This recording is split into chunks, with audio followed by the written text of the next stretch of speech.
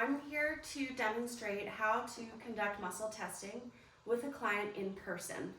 And I'm going to reference my manual as I do this to give you permission to do the same in your practice.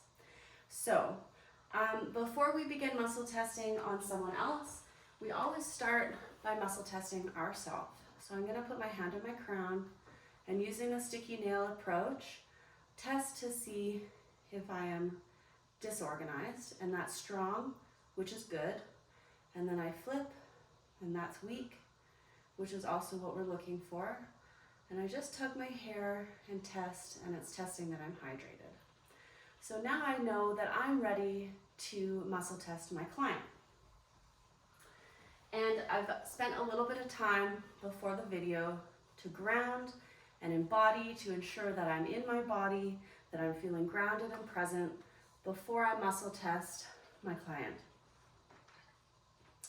So I'm going to invite my client to join me. Come on in, Ayub. So this is my somewhat willing partner, Ayub. Thank you so much for being here today. Thank you very much. Okay, so we're going to use muscle testing to access our body's wisdom and bypass our mind. So if it's okay with you, we're going to do that now. Is that okay with you? Yes. Good. And I muscle test that, and it's strong. So he's given me permission to go ahead and muscle test for him. Muscle testing is based on the fact that when we think disturbing thoughts and put stress on a muscle group, it muscle tests weak. But when you think positive thoughts and put stress on a muscle group, it muscle tests strong. Similarly, our muscle groups become weak when we're exposed to something toxic, or when we lie. They become strong when we're exposed to something healthy for us, example, telling the truth. Similarly, muscle groups weaken when we're exposed to something toxic or something we're allergic to, and are strong when we are exposed to something that is good for us. So before we begin, do you have any injury in your arm or shoulder that I need to be aware of? No. No. Okay. Not my right side. Good. Good. So what I'm going to have you do is just stand facing the camera.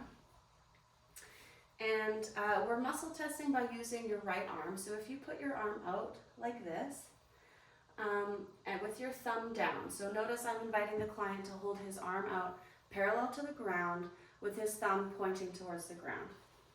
Now, as I do this, I'm going to have two fingers just above the bony notch on your wrist.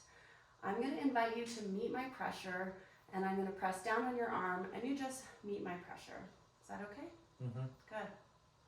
So just meet my pressure. Good. And that's strong. So that's a baseline muscle test.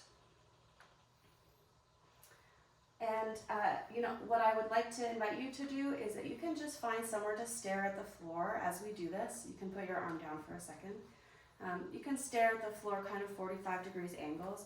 And I'm going to invite you to maintain a neutral mind as we go ahead and muscle test with you. So, and then we'll try that again. Hold your arm out, parallel with your thumb down. Good. And meet my pressure. Good. So now I'm going to invite us to experiment with a few things. So I'm going to start by checking my client's polarity. So if you would put your other left hand over the top of your crown with your palm facing down, and your right arm, hold it out again with your thumb down. Good. And meet my pressure. Good. And then flip that hand and meet my pressure. So did you notice, you can put your arms down, did you notice any difference in those two pressures as we did that? The second one was, I felt weak. You felt weak, so it was harder to hold your arm out. Yes. Good. So Ayub's demonstrated that he's most likely not reversed because he felt his arm was strong while his hand was here and weak while he flipped his hand. So I'm going to invite you to experiment with a few statements.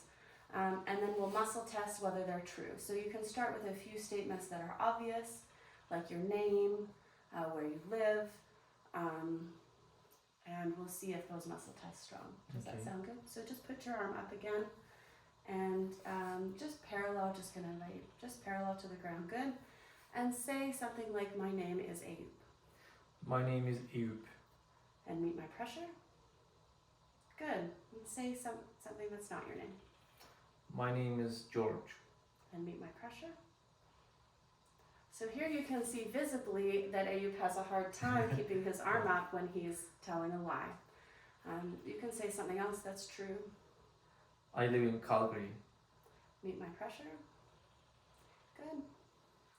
I live in Washington. Meet my pressure. Good. So you can put your arm down. So here we can see that when the client experiences that something is true, his muscle locks and he keeps his arm up, and when it's not true, it goes down. Thank you so much for participating in this, and I invite you to practice this on your own and experiment. It's quite fun. Take care.